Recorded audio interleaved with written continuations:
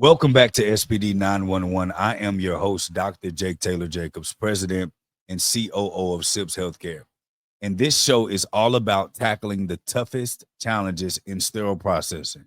Whether you're on the front lines or making high-level decisions, we're here to equip you with real solutions to rescue and elevate your department. Each episode, I'm joined by our Director of Clinical Compliance, the Sharon Greene-Golden, a leader in compliance and regulatory standards, and our Director of Clinical Operations, Derrick Jones, a specialist in operational efficiency and team development. Together, we break down the critical issues affecting CSPD departments and provide actionable strategies to help you stay ahead. SPD 911 isn't just a show, it's your emergency response team for sterile processing. We tackle compliance concerns, streamline operations, and help you grow as a leader in the field. If you want to participate live and ask questions, join the Executive Edge community. It's free and the only way to engage with us directly. In every episode, we'll break down compliance and operational issues with expert guidance because when it comes to sterile processing, every decision matters. Join us live every week on Wednesday at 12 p.m. Central Standard Time to catch the greatest Central Sterile Processing live show on planet Earth. Team, happy new week, I guess. Happy Wednesday. Happy Wednesday. Happy Wednesday. How are you all doing? Yes. Doing fine, thank you. Good. Doing great. Busy as ever. But things are going great. Good weather. I think it's supposed to get up to 70 degrees here in St. Louis. So I don't know what you're looking like down there, but I'm good. Hey, listen, the moment they start getting clearer weather, now all of a sudden you want to, I don't know what y'all Right. doing down there. Right. I don't know that. Right. SGG, how you feeling? I'm doing good, thank you so much. It's a good day. Good. So Derrick, you missed last week. We had SBD Church. Hey, SBD great. It Church was last great weekend. show. Yes. Yeah, So held it down. we had us a blast, didn't we, SGG? Yes, we did. Hey, but this I felt week the hands. Y'all laid hands. I felt them. that was SGG laying in the spirit. Yeah. Yes. And what you need to do. Right. So this week, hallelujah. one hallelujah. Absolutely. That's right. So this week, it's going to be we're going to leave SBD Church for a second and get back into talking about some of the things that matter most that some of our participants and our Executive Edge community want to get answers to. So that's what we're talking about currently right now, and I'm extremely excited about us being able to continue to provide support and help as we always do. So scenario number one, we're going to jump right into it. Wait, first and foremost, before we jump right into it, Derrick, name one thing that you're grateful for this week. Man, I'm grateful for health. So many people I know, they're not in the best health and they're not in the best situations they could be in today. So as I begin to get a little older, just appreciating health and just the simple things in life. It gives me gratitude and it actually inspires me to keep moving and pushing. And just the small details the reason I say that is because I've been getting up consistently about 5:30 every morning and working out and just seeing the people in the routines and how they are consistent with making sure that health is the number one responsibility for before starting anything throughout the day. So I began to incorporate that in my life, and I just appreciate what I get to do, not what I have to do. Okay, SGG, what's one thing you're grateful for this week? I am grateful for being able to celebrate in this National Women's Month the ability to have raised two awesome daughters in this country that are out doing their thing. One's a doula. The other one is an engineer who works with STEM programs that encourages young women to get into engineering. I've watched these two young women become outspoken in their own way. They're not loud like their mama, but but in their own way, they are reaching back and pulling people up to make things better. And nothing makes you more grateful than being a parent that's able to just with pride say, I did good. Hey, Yeah. listen, Hey. and let me tell And you something. well, if I can Go say ahead. something to that real quick, since you wanna, I know I look like I'm 17, but I got a 21-year-old Come on, daughter. talk So about it happy too. birthday, That's right. Mackenzie. Happy Yes. birthday, Mackenzie. Happy birthday Yes. All to right, go you. ahead. Yep. Yes, and SGG, I see the smile was lighting up on your face as you kept talking about them. Before you know it, your teeth are already up here. And that's a beautiful thing. Yes, I think I think that's a beautiful thing, being able to see your kids turn out to be okay. And that's actually much like their mother, reaching back out and back yes, down to offer support, which is what you right. do. So they picked that up well. They picked that up well. All right, y'all. One thing I'm grateful for is actually pretty crazy. DJ, that you talked about that, but I've been fasting. Mm. So I've Mm, been on a yeah. water fast during the day, Yeah. and completely taken in this fast. I don't know how long it'll last, but completely taking liquor out of my weekly Yeah. choice of drink during the week. Okay. And so it's Okay. only during All right. the weekend, and I picked up a trainer that I got all the equipment at my home gym, but it just something about it. Got it. I had the gym just didn't have me, and so, Okay. so Yes. uh, um, uh, Same here. yeah, being accountable and having to pay somebody now, I'm not gonna waste any Mm. money now. Right. So Right. I'm gonna get Right. all that money I didn't spent. Yes. Okay. Yes. So Absolutely. definitely that. And my moment of awareness was when I had no reason to be tired, but my son wanted to play, and I just didn't have the energy. Mm. And I kind of looked down and I saw my little belly. I said, "Oh no, I'm losing my sexiness. I can't lose the sexiness." So y'all thought it was about my son. I was talking about my sexiness. Uh, So no, I kind of felt sad to be a young yeah. father, Yeah. and I just was too exhausted to play with him. Yeah. And so enough was enough. So I decided to go in and get it together. So That's good. yeah, yeah, Good you deal. how Good you do deal. one thing is how you do Yeah. everything is what my grandfather used to preach. And so if there are Yeah. any areas in my life that's lacking discipline that I don't tackle, I typically always see it show up in my career Hmm. or in my work in some form of fashion. And so always paying attention to those things matter. So y'all, we're going to get right into the thick of it. Okay. Because we have some real serious questions and scenarios or situations that need to be addressed by experts as you. So I won't be talking as much this episode to allow you all to breathe on the question as long as possible. Just give me a time to just repeat the question to each of you so that we can get a full take. Okay. So, scenario one, we're talking about contaminated instruments in the OR, and there's a cleaning process that's under scrutiny. A surgical team reports spotting residual debris in instruments during procedures, raising concerns about the effectiveness of the cleaning process. Puts both safety, patient safety, and the SPD's reputation on the line. The question is, how do you ensure that all surgical instruments are thoroughly cleaned and sterilized, especially those with complex designs or lumens? You can You go ready, first, Ms. Derek. Golden? Well, number one, so when you look at instrumentation that may have pitting or they may be compromised, or you may question that they are cleaned properly. The first thing you want to do is verify that your equipment has been tested. Number one, and that means your it starts from pre-cleaning in the OR. Are we using pre-cleaning to treat the instruments prior to making it to decontamination? Um, is the solution at the decontamination sink properly diluted? Are we using the right brushes and cleaning equipment to clean the instruments? And then you want to look at the equipment that you're using, the washer unit, You want to test it to see if it has been validated. Is the chemistry dosed at the right dosage levels? Are there missing parts? Are there missing components with the impingement process? Is there debris trapped in the drains? Are all of the cycles being met on the actual washer process?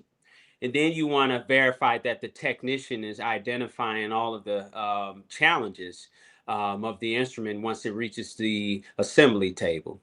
So it's so many components that goes with verifying if the equipment or if the instruments have been cleaned properly. But you also want to identify that we're following the IFUs for the instruments. If it's a complex instrument set that is an orthopedic tray or an implant set, are we detaching it or disassembling the instrument and cleaning it properly at the sink before assembling it at the assembly station? So there are so many components to that. That all comes with what sort of policies and standard work. I know Ms. Greene-Golden can hint on shortly, but it will go into how properly trained are our technicians to be able to identify those things, number one, and our equipment. What sort of testing and quality assurance are we doing to ensure that the proper parameters are met to clean the instrument? And I'll let SGG take over from there. So SGG, in your opinion, how or to piggyback off of Derrick, how do you ensure that all surgical instruments are thoroughly cleaned and sterilized, especially those with complex designs of lumens? And this is from a newer SPD technician that just became a manager. Okay. Derrick has given you the basic steps. Step one, checking your equipment every day. That is a best practice standard. Step two, following the instructions for use for cleaning the instruments. Step three, an instrument may be clean but still have a spot. So clean does not equate spots. Spots mean that you could have bad water quality. Your machines may need new drains, new filters. You got to bring your biomed team in, your maintenance team in to check the traps, to be sure that they're clear, that there's no debris caught in the traps. So clean and spots can be two different problems. You can be cleaning and meeting the necessary parameters for that. It's just like sterilization. All we can truly do is make sure if we followed all the steps, then we can sit back and say if the parameters of sterilization were met, then this is a clean item. Now, it's a clean item with a spot on it. That requires a deep dive into your sterilization equipment. So spots should be noted when someone is assembling a tray. It should not be noted once it's in the OR. We should have picked that up before we got to the OR. So if it's a spot on it, we can determine by using an eraser what type of spot it could be. We can determine if it is dirt, if it is bioburden, if it is body fluids. So all of that is done in the assembly process. So making sure that your assembly process is set up correctly. And as a new manager, making sure that one of your policies is that anything that you decide is still dirty, you send it back to decontain. We do not clean instruments on the clean side. So if I get a tray and it's got spots on it and my eraser didn't erase it and I think it's really dirty, I have to send the whole, let me say that, WHOLE, the whole tray back to decon to be reprocessed in the cleaning function. Once that is done and it comes back and there's still spots, then now we've got to go and start looking at what could be the actual problem. But it's not necessarily that the instrument is not clean. And I think people have to understand there is a difference.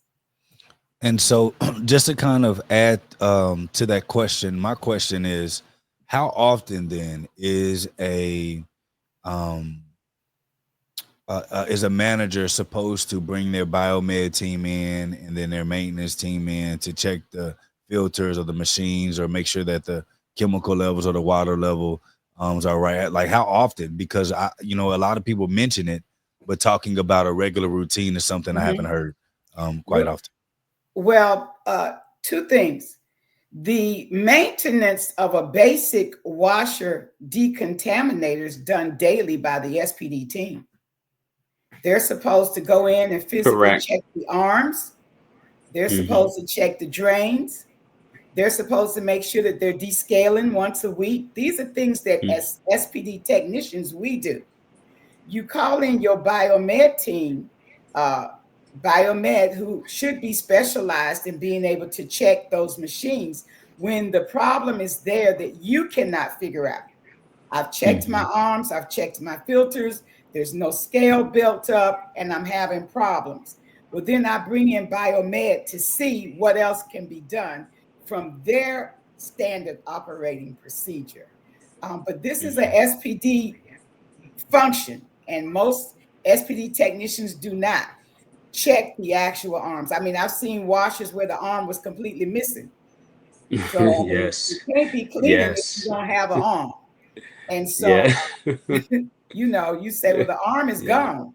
So this is something that is standard operating procedure for whoever the technician is that has been assigned that task. And that's as a new manager, that's something that you have to set up. They have sheets out there with the steps for checking a washer decontaminator. You have to make sure as the manager that your team is following the protocol. And so the best way is for you to do the protocol yourself. Yes. And then with the water quality. Yes. And I'll just say that with the water quality is just establishing that relationship with your facilities team to understand how often they're testing the water. Is it annually? Is it 6 months? Is it daily? Is it daily? And understanding the need for those reports, because most people don't understand hard water can cause more damage to instruments than anything. So are we supposed to rinse with the ionized water, Ms. Golden? Yes. It's so many different things we need to review. That's why you got to understand the complexity of the instruments, how to have access to IFUs for the equipment and the instrumentation to ensure that we are giving ourselves an opportunity to remove those causes and staining, whether it's pitting or whatever, or rusting. And so for a manager who is in this said position that is trying to find a way to communicate that to their upline, like, hey, we need more regular checks. Here's the deal. We listen to SPD911. We listen to Derrick. SGG and Derrick said that this is what we should do. Of course, this is based on the standards, but I'm trying to figure out a way on how I can communicate that upstairs to get them to realize that this is something that's important as well. Because, especially SGG, you point out the complexities of every instrument, because every instrument, though it looks the same, may have to be washed differently. And so we talk about all of those things. How can someone be able to communicate that upstairs to make them see that this is also still a priority to look into when it comes to budget? It's all about having a standard operating procedure that you have checks. Certain machines require that biomed check it every 3 months. Filters have to be, it's according to your hospital people. So understand, and it's according to your water quality. Do you have a reverse osmosis system? Because if you don't, you're going to have some water problems. But as a manager, you have to know the standard operating procedure for your particular department. It's your job to make sure that your machines are checked regularly. I dare say, number one, machines are checked daily. Water quality is checked daily. This is a daily thing. You can't go, the standard says, in some points it says do it weekly or daily. But if you were having surgery, you would like to know that I checked it every day. And the reason being is that something can stop working at any moment. Do you want to wait till next Friday before you find out that from last Friday to this Friday, your machine didn't work? So by having daily processes in place, you're able to say to the upline, and I say the upline starts with infection control. I need biomed to check my machines every 4 weeks. I worked up in Maryland where we have a lot of hard water. My biomed technician spent more time in SPD than he did anywhere else because we had him in there. Anytime we thought there was a problem, we brought him in to check it out because my expertise was not working on the machine, even though I know a lot of things about it. That was not my expertise. So the first thing is knowing who you need to call. That's right. You're having waters problems, you're having spots, you're having stains that you can't figure out. First phone call, your lifeline, infection control. Come on down here, we got some issues. I cannot say enough how infection control is our best friend. Because when you bring them down and you explain to them what the problem is, Dr. Jake, then they are your lifeline to the upsuite. That's right. That's right. My growing up, my grandfather used to say, your needed officials or your needed police or your needed lawyers are a much better help when you are proactive in communicating with them until they have to come after you. Mm-hmm. And so my granddad used to say, hey, listen, before you get in any trouble, if something happens, you better be the first one to call. Because if they find out and then they have to come and get you, it's going to be hard to create any negotiations for anything. But he told me that about, you know, all things. And that's kind of what I think about. You know, we grew up in a culture where it's like, if you're so scared to be called a whistleblower, you're so scared to, you know, lose your position. You're so scared to be a tattletale or not to say anything when something's wrong, when that's not the proper or right environment to actually build or grow something in. When we talk about truly developing an organization and starting with the leaders, the first thing we get the leaders to understand is, hey, listen, if your organization is scared to make mistakes, you're going to have an organization that always makes mistakes because they don't understand the ramification of the decisions. They're just scared to make you mad. But when you start teaching them and allowing them a room to grow and make mistakes, what happens is they become a lot more aware of what they're doing and they stop making as many mistakes as possible because they're understanding why things are, why we need to check the machine, why we need to ensure that if this one instrument, you just can't get it off with the eraser, why we have to send the full tray back. And I think that we're inundated in the world, in our space, to where everyone knows how and what to do, but when and why is few and in between. And I think that that's the importance of what we're doing with this podcast, and what's the most important of the work we're doing with SIPS. We're bringing the why and the when to the facility so that everyone can be abreast of not only the importance of what we do, but how we do the things that we do and why and when it matters within, you know, the hospital system. So let me share a story with you. I went to a hospital and I had not been there 15 days. And I was still in my learning phase, investigative phase.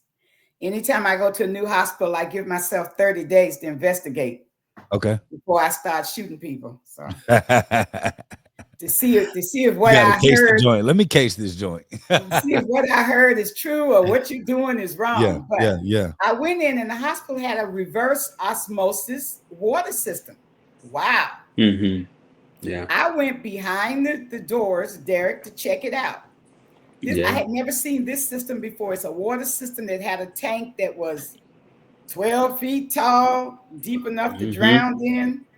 Yeah. And I stood there and watched it, and I decided I saw algae on the inside of the reverse osmosis water tank.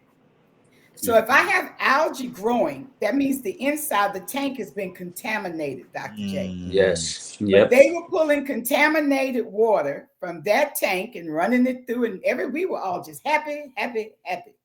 I wasn't happy. I looked at that tank on Monday and said, this can't be right. I came back on Tuesday and stood closer. By Wednesday, I was almost in the tank as much as you could be. I went and got the director and said, come with me. We got reverse osmosis. Show versus tell. That's come good. Stand with me and let's look at this tank. What do you see? And she said, well, what is that inside the tank? I said, I do believe I've had fish tanks before, but I believe there's algae. She said, algae? I said, yes. I said, and if it's algae, ma'am, the tank has to be cleaned. She said, clean, because this is a big. Yeah. Did you say cleaned? That means we're going to have to take it offline. Yeah. Somebody's got to come and drain this tank. Yep. Somebody's got to take this tank out of here. We got to go clean it and wash it. Now, I understand she's the director. So one of the things that first went to her mind was, how much is this going to cost? That's right. Wait a minute. Miss Golden, come out the room. Why are you even in here? Yeah. My point was the water quality that is supposed to be cleaning and rinsing our instruments cannot be where it needs to be. And let's wear the reports, because we had a company coming in supposedly checking this. Upon investigation, they had not had their water system checked in 3 years. Hold on, I got a button for that. Let me find it. Welcome back. Crazy. That's the button. Okay. Yes. So when we did the investigation, no one had been checking the water quality in 3 years. But we were happy with a big mission statement that says we take care of the patient, both mind, body, spirit, soul. No, we don't. No, we don't. We weren't holding up our mission, and we weren't doing what was the big word, fiduciary responsibility. That's to right. taking care of that equipment. That's right. And so, of course, after I got her, she and I called infection control down and said, look, here it is. And infection control and the director went to the C-suite and said, this is not going to work. We need to call in the company. We need to get this cleaned. And Ms. Golden's going to make sure going forward that we have policies and procedures in place that this will not happen again. Mm-hmm. But it was something that had to be done. It cost us quite a bit of money. But, when you say you work for the patient, then the amount of money that's spent getting patients well from incidents that shouldn't be is a whole lot less if you just do it right. That's right. And that brings me to Donnie brought up something in the comments that I'm reading. So unfortunately, that is common, and it's a sad thing that it is common. Do you all know or have an understanding of why this is a common thing that is happening when it comes to maybe negligence or lack of proactivity, being proactive, or not just check it? Why is that? Is it because of workload? Is it because of not being properly trained? What do you all presume is the reason why this is? Well, I'll say this, and I know Ms. SGG could piggyback off this, but I think because the industry or the profession has evolved so quickly that to serve the operating rooms and the patient, that many hospital has not invested in the SPD team members in proper training, having educators, or the necessary tools, and which will come to salaries, right? They haven't invested in getting the right resources and the pay scale to, number one, hold people accountable to these positions and make it a desirable position as they begin to learn the many complex equipment and instruments that they're being exposed to every day. So things such as water quality, right? I mean, that's a facilities challenge, right? So you're asking a technician who is trained on instrumentation to also observe and monitor daily some of the components of our department that the facilities is responsible for monitoring and ensuring that it's working and functioning correctly. And you need training with those things, right? I mean, you need the proper teaching, the proper hands-on, one-on-one skills to do that. In many facilities, we may teach on instruments and sterilizers and other things to support the instruments. But when it comes to the house, when it comes to the lighting, the necessary lighting, water quality, and proper humidity, those things we're kind of just thrown into it and not really given the training needed to understand the why and how to perform the normal task and quality assurance of those various things, if that makes sense. I want to say that as a manager, it's your responsibility to know your equipment. It's your responsibility to know what needs to be done. It's not just about assembling a tray and throwing it in the sterilizer. It's about knowing how the sterilizer is supposed to function. The It's business about knowing, of SPD. Yeah. It's about knowing what the parameters are for sterilization. How much pressure am I supposed to have at 4 minutes, 270 degrees? It's about knowing that I have a reverse osmosis water system that is treating my water, and I need to make sure we are testing the water system. So for years, because I'm a little older, for years we just came to work and pushed buttons, and if the button worked, we was like happy, happy, happy. As we have evolved as professionals, we have learned that it is our responsibility to not just push buttons, but to understand, why am I pushing the button? What happens when I push the button? You have to know your machines. I've had machines that were older than me when I got to them. And what I learned, Dr. Jake, was that the old AMSCO sterilizers don't like to be cut off in the middle of a cycle.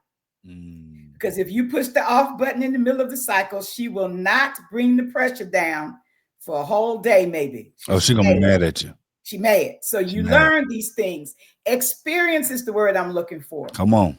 Experience you have to have, and it doesn't come in the book. Okay, it's good to have the book, but experience is what helps you to learn. Being willing to know your machines. I know how to put arms back on my machines because I was in there taking them off and putting them on.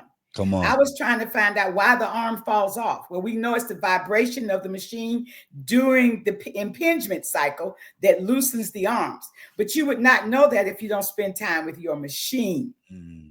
So I say that to say to managers, to new managers, to any manager, you have to not only know your people, you got to know the equipment you're working with. Because you sometimes are the whistleblower to the biomed person that says, this is not working right. He's standing there, she's standing there saying, it's working okay. You say, no, it isn't.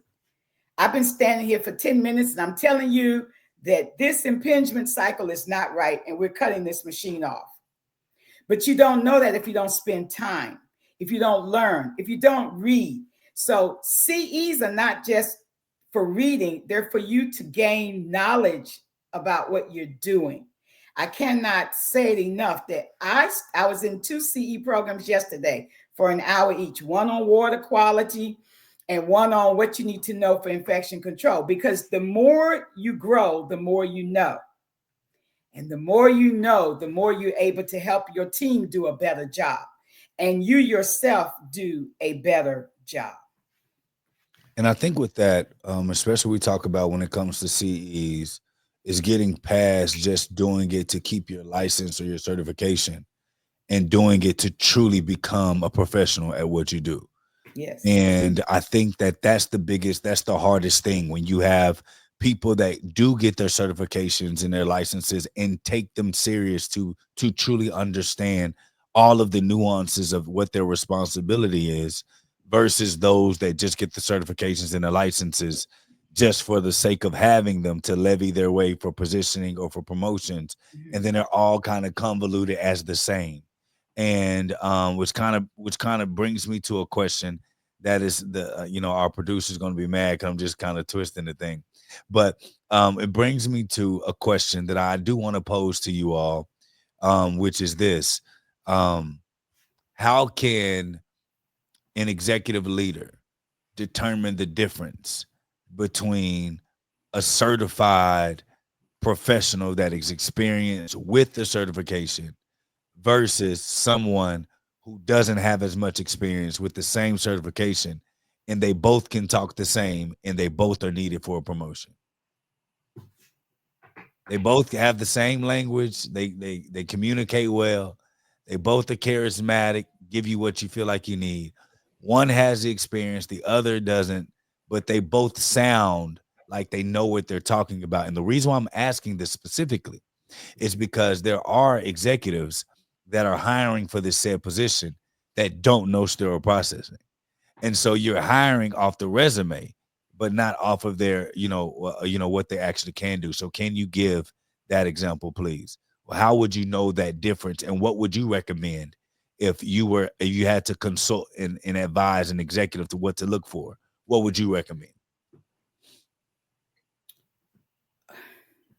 I think that with an executive that doesn't know, experience in talking to somebody, you have to be able to differentiate between a book knowledge and actual experience knowledge. And so Derrick and I may both have the same certification, but I've been in the trenches and have actually done the work. And Derrick has read the book and he has a certification. This is an example, y'all. This is an example, y'all. This is an example. My answer, yeah, Derrick knows what he's doing, people. My answer is going to be a little bit different from that person that only read the book. An example is I came in for an interview. Everybody was running around looking crazy. They said, we wish we could have stopped the interview because we had a problem this morning. Now, I am an experienced SPD manager. I said, what's the problem? They said, we came in, the walls were sweating in OR. I said, oh, you all had to tear down all the trays. They said, yes. We had to cancel cases. I said, yes. They said, we're trying to put these trays back together. I said, no. I said, are you all going to do cases tomorrow? And the director said, yes. I said, well, then all you want to do is process for tomorrow. I said, all those trays you had on the shelf probably didn't need to be up there anyway. That's right. This is a good time for us to do some inventory, take some stuff down, throw some stuff away. Some doctors are dead. They don't even use the tray anymore. That's right. I said, we're going to process. I put myself in it. We're going to process for tomorrow and tomorrow only, and emergencies. She looked at me and she said, really? I said, really? I said, that's all you got to do. You already lost business for today. And you will never, SPD will never catch up. No matter how much they work tonight, all these trays will not be ready. Let's just process for tomorrow. And she said, hold on a minute. She called the OR. She said, everybody stop. We're only processing trays for tomorrow. Get tomorrow's list out, get it over to SPD. We're going to help them process for tomorrow. And you could feel the room exhale. Exhale. And this is what I knew, Dr. J. The job was mine. I didn't have to say no more words. I didn't have to wink my eye. I had the job. Because what she knew was that I was someone with hands-on experience. Experience, right. Not the book, because that's not written in the book. Come on. That's not written in the book. That's for me being in hospitals where this has happened. Yeah. Or me hearing the stories where it has happened. So there is a difference. We can, and usually interviews are done singularly. So you don't have both people in there together, but you can ask. That's why they have special questions they ask when they interview you so they can see what the answer is. And the best way to know if I'm experienced versus Derrick is to have the question and know the answer. And then listen to what your person gives you. That's what I believe. Thank you. Derrick, you on the same lines? Yes, on definitely on the same line. So what I'm listening to is, of course, the hands-on experience. And like Ms. Greene-Golden, to sum up what she said is, how well are you able to resolve issues that requires critical thinking related to SPD? Not what you did at a shoe factory, not what you did at McDonald's. SPD related or sterile processing related critical situations, similar to the trays or, the example Ms. Golden mentioned. And then how well, when you're speaking, when you're interviewing, I'm listening for key details. How often do you speak to policies as being a reference? How often do you speak to SOP, standard operating procedures, being the methods or what you use to train and teach your teams? And then how often are you referencing IFUs as it pertains to learning new things about your equipment or teaching or doing staff education? So anyone can talk about their experiences as to, hey, I reprocessed over 37 trays. I had a team of 17 people, or and I cleared out a decontamination of 700 trays. Right. But can you speak to the intricate details of being a leader, a manager, and the necessary things that is needed to create consistency in your SPD department? And I think those leaders and managers need to be able to speak to those things in order to qualify for any leadership or managerial role in sterile processing. Yeah, and I'm right on the same line with both of you with agreeing to that. I'm a firm believer. If I want to hire somebody for a said position, I'm going to bring up a problem that we have, which is why we need the position, and ask them, can you solve this problem? This is what we're dealing with, much like SGG, what she had to do on the fly. But as an executive, I would put that a part of my process of interviewing, because only someone with that experience will be able to truly help you solve. They'll be asking the questions. Okay, True. what is this? What is this? Okay, let me figure this out. What's this process? Before they give an answer, they're trying to get all the information. And that's going to kind of let you know the difference between book knowledge versus we call it head knowledge versus do knowledge. That head knowledge, they'll give you all of the basic scenarios, but do knowledge knows that, yes, the head knowledge matters, but context of what's going on may determine how I'm actually going to give you that information. SGG, looks like you want something else to say. I want to say that the question that I have been asked, or I ask, is, tell me a time when you had a serious problem that you had to fix. That's not in the book. And I can say, I mean, I've done this a long time. I can say I got the call at 2 a.m. in the morning that said water was rolling out of decontam down the hall on its way to the executive suite. We don't know what to do. Yeah. And I said, what do you mean? They said, we don't know what to do. I said, why don't we start by cutting the water off at the source? Let's stop the water running, because they were in there with the water vac. But what good is a water vac sucking the water that's steady coming out the wall? Yeah. So tell a problem that you had to fix, because now I've had that problem. And you know that I was able to think well enough to say, stop. And this is what I found out about that team. They didn't even know where the water valves were to cut it off.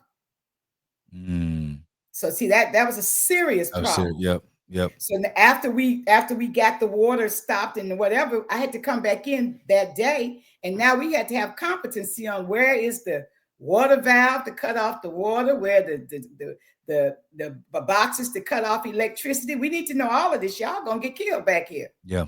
Standing in a puddle of water with all the electrical things running. Yep. Because you don't know. But you don't know what you don't know until there is a problem. And we are in a department that can have serious problems. People don't realize you can be electrocuted back there. Yeah. Water all over the floor. Yep. So it's about being able to, as you say, Dr. J, to answer a question that as the person asking. She gave me a book answer. That's right. She told me 1 and 1 is 2. That's right. And I think that that approach, hearing you talk about that approach, makes me think of, depending on the complexity of the problem, will let me know what your ability is, what your capability. If you're giving me a lead tech issue that you solved and it's at the lead tech level, I know that you may not be ready for a managerial position. But if you're answering a director type level problem that you are able to help solve, now that lets me know kind of your range, especially when you're asking, give me 3 of your most difficult issues that you have to deal with inside your facility. And as an executive, I'm looking for the answer that fits the type of complexity of my facility. So if it's we have a lot of moving parts, I'm looking for an example of a someone's talking about dealing with regularly different moving parts and having to facilitate. Derrick, I know that you're on the grounds every day in interviews, hiring for our field technicians. Is that what you're looking for too, as well, when you're looking for specific answers? Absolutely, absolutely. And they have to be specific to the role we're hiring for. Yeah, You have to have had that experience because, like you mentioned earlier, you're hiring because you have challenges. It's very rare that we're hiring and everything is going perfect. You yeah. know what I mean? Facility is running at 100%. So we want to know that we're bringing on someone who's able to think and make sound decisions as it pertains to the entire department. Good. So before we move forward to the last question of this episode, I do want to bring to everyone's attention that we do have something to talk about. We have the Scrub Ball. Yeah. Scrub Oh Ball yeah. is going to be having its fifth annual healthcare leadership event. It's called Scrub Ball, and the purpose of Scrub Ball is to highlight and to having a space where leaders and people that are unsung heroes that are in scrubs, that are being recognized, being celebrated. And it is, in our space, one of the only conferences that specifically focuses on leadership development. Whether you are currently a leader, whether you aspire to be a leader, if you were to come to this conference, not only would you have some of the most fun in your life, you're going to leave inspired and ready to take the information that you learned to your facilities and create change. So if you're at a department and you're running your department, you want to sponsor a table where you and your team can come, please come on out. If you are a vendor and you want to sponsor an activation, please get with our team. Go to scrubball.org, reach out to us, schedule a conversation if you want to actually talk to somebody about the ins and outs of the conference. But you can find out all the information that you need at scrubball.org. Please purchase a ticket, and it's 106 days away. And you better believe we are counting down, and we're excited about it. So this is great. This is great information because it's allowing for people to find out and to know what the steps are, especially when it comes to it. And what I keep hearing, from each of you, from different responses, from different scenarios, from this episode and episodes before, is that it's a heavy emphasis on being proactive in internal training. It's it's Yes. it's it's the it's the constant notion that every day needs to be a training day. And it reminds me of DJ talking about his body. And he said, you know what? Every day I'm waking up at 5 a.m. and I'm checking my body. I'm working on my body. I'm training my body so that when I don't lose it and it doesn't get out of control. And in this case, it makes me think about in the department or running an organization or being in a position in your job. That's like your body. Are you checking it every day? Are you training on that muscle every day to ensure that what you have, you don't lose, you continually get better to be able to produce? And those are the things that we need, that proactive care of truly developing those things. And that's what we talk about every week, especially on the leadership side. Those that you aspire to be leaders that are in leadership roles, the facilities have to find a budget to truly invest in developing that talent. Externship training programs are great, but you can't promise the rigor and the quality of it if it's not something that's built internally where people can see the value of it. So if you're looking for an internal leadership development program, please reach out to us because we do have our next step leadership talent development and management system that we use to implement inside of hospitals to create true career pathways that's built on talent development and knowing exactly who you have in your roster. The best organizations focus on developing the next talent before they even know that they have the talent to lead. Okay, so listen, we got it. We got a last scenario that we're going to use today, and it's a wet pack crisis. The situation is this, and there's an increase in wet packs post sterilization that leads to delays in surgical schedules, prompting a review of the department's procedures. Surgeons and nurses are losing trust in our SPD sterilization process.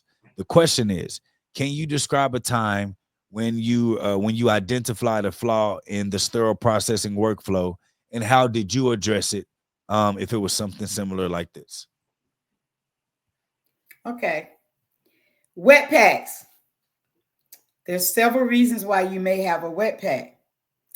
And it's not a flaw for SPD.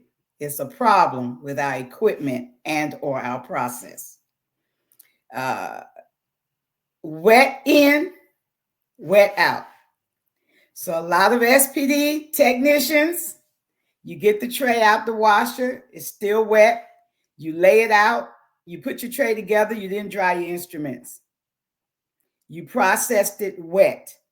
If you put water in to a steam machine that is under pressure, pre-vat, it's going to pump steam into the tray, but it's only going to draw out the steam it put in.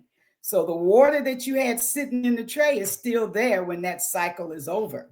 That's why we say wet in, wet out. That's one. Derrick is boots on the ground more than me. If you overload your rack, which we do on a consistent basis, because you're trying to run everything, you cannot run everything. I'm so sorry. You're going to have to run 12 loads. You have to balance the load of your machine so that there's enough room for air to go around to put the steam in, to pull the steam out. There are videos out there that show you what happens when a steam machine actually pulls in steam and takes steam out. I suggest that you go online and pull and YouTube and pull those up to show your team members what is actually happening in the sterilizer, because the problem is they don't know. They just know you say, get the tray ready. And they're not following, if you don't, Derrick says this, if you're not following the policy and procedure that says all instruments going into your tray must be dry. Because wet in is wet out. And I'm going to let Derrick finish this because he's on the floor. Oh yeah, and one of the biggest things is the cool down phase, right? So once your cycle ends, there needs to be a cool down period in order for the trays coming out of the sterilizer to have a period to cool down, because if you overexpose them to the room temperature at a faster place, it's going to create that moisture and the instruments will begin to sweat.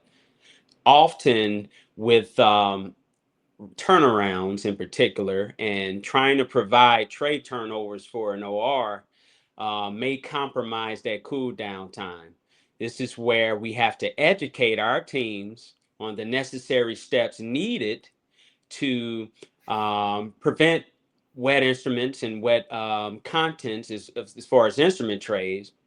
And we have to educate our ORs the necessary processes and steps so that they're not expecting us to get the tray to them in a faster time frame than we can allot for, especially when it comes to the instruments. A wet tray is a contaminated tray, of course. So it does us no good to rush the process.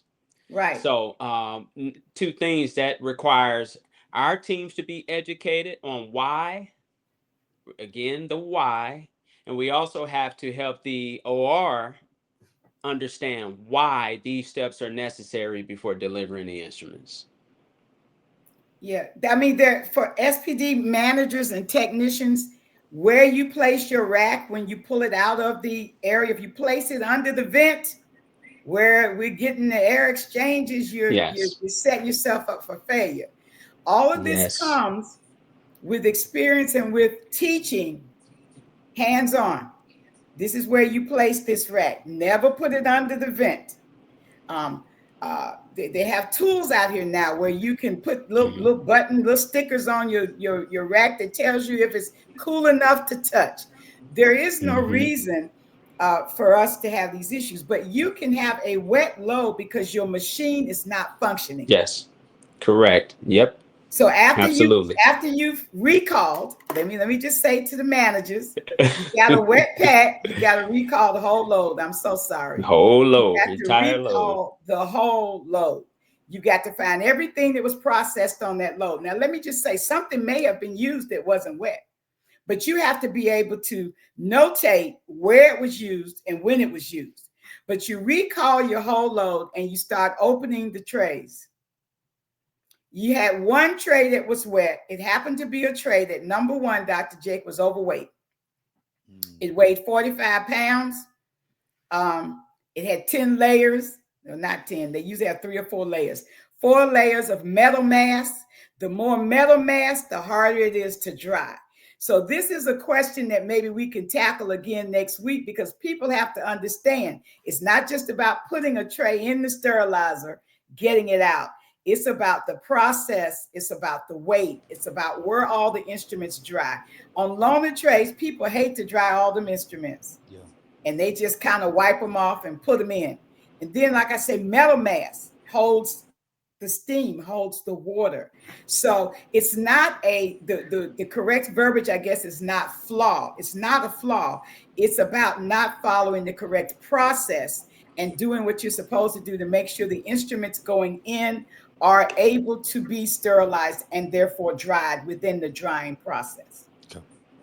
It sounds like we got to learn a little bit of science as well. See what we got to learn, Dr. Jake? See, but I think all of these things, as we continue to pull this and we continue to keep the SPD911, the goal is not only to talk to our peers that are in the field, but to attract executives, which we are, to hear the conversations that we're having on this level, to see the true value of sterile processing in their department and the difference between experienced professionals that have great ability to be great executives in hospital systems, educating and inspiring in the way that we do. So listen, before we wrap this up, I know we have to go. DJ, give one thing to that new manager, because these are questions from a new manager.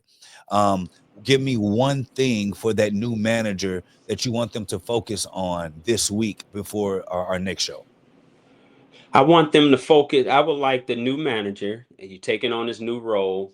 It could be challenging, and we brought you in because of your experience and your level of knowledge of understanding what it takes to lead a department and resolve many issues that may be critical at the time. Don't be afraid to, number one, connect with your infection prevention team. Number two, use as many references you need. Don't be afraid to continue learning as well. We're always in will forever be learning many new things that are introduced to sterile processing. And ask questions. Don't be afraid to ask questions. Use your resources. Use HSPA. Use your SIPS team, your leadership team, and enjoy the process of learning and growing, and understanding that you will be growing daily in your profession as a SPD leader. So stay involved, ask questions, use your team and your resources, and things will be better. Good. And then to you, SGG, to that new manager, that new leader, that's kind of overwhelmed right now. They feel like they're ready for the position. They got put in the position. They have to find a way to deliver. What type of information or what message would you give them to keep them to stay tight, to stay in their position? But what would you give them to get through another week? First of all, I would say, if you do not have a copy or the ability to pull it up on your computer, the ANSI Amy ST79 2017, tell your director, whoever's over you, that you have to have that book. That is the recommended or best practice that supports what we do in sterile processing on a daily basis. You need to know as a manager that sterile processing is not a regulated agency. It's not regulated. It's done by policies and procedures. And this book will help you to write and to know what the correct policies are. Because you can't run a business until you know how the business needs to run. And then I suggest to new people that if it means taking your PTO and your money, that you get yourself to meetings that support the knowledge that you need. Get yourself to the scrub ball in June. Get yourself to HSPA. Find a mentor not just someone you can just say, hey, that's my mentor, one who's willing to pour into you the knowledge that they have so that you can make the gains you need to make to be the best manager you can be in a department where they throw you in without a lifeline. That was a good one. And for me, to that aspiring manager and leader, and I'm only talking to the aspiring manager and leader that wants to be the best at what they do. I'm not talking to the ones that are there just for position, and just for more pay. I'm talking to the one that wants to truly be the best at what they do. To that person, what I would tell you is you have to look at your impact further than just where you are. And you want to think of your impact as, if someone is under you, a subordinate, if you will, and it's your job to lead and guide them, ask yourself, am I the leader that I truly would follow without question blindly? If that answer is no, you need to get back to work. It's too many leaders that we have in positions that did just enough to get in position. We need more leaders that are going to take accountability to become the best version of themselves that they can be.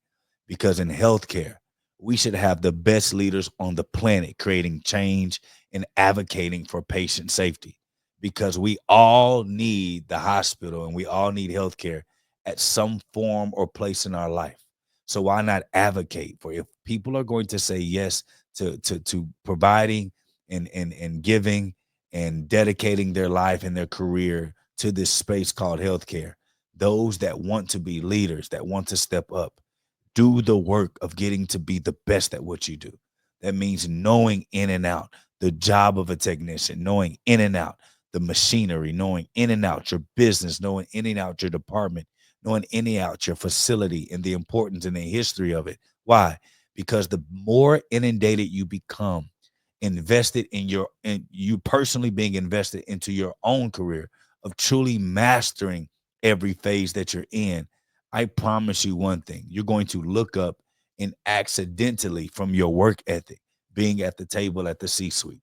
My only goal is to get more central sterile processing technicians to believe that they can be a C-suite, to believe that they can be a CEO, because why not you?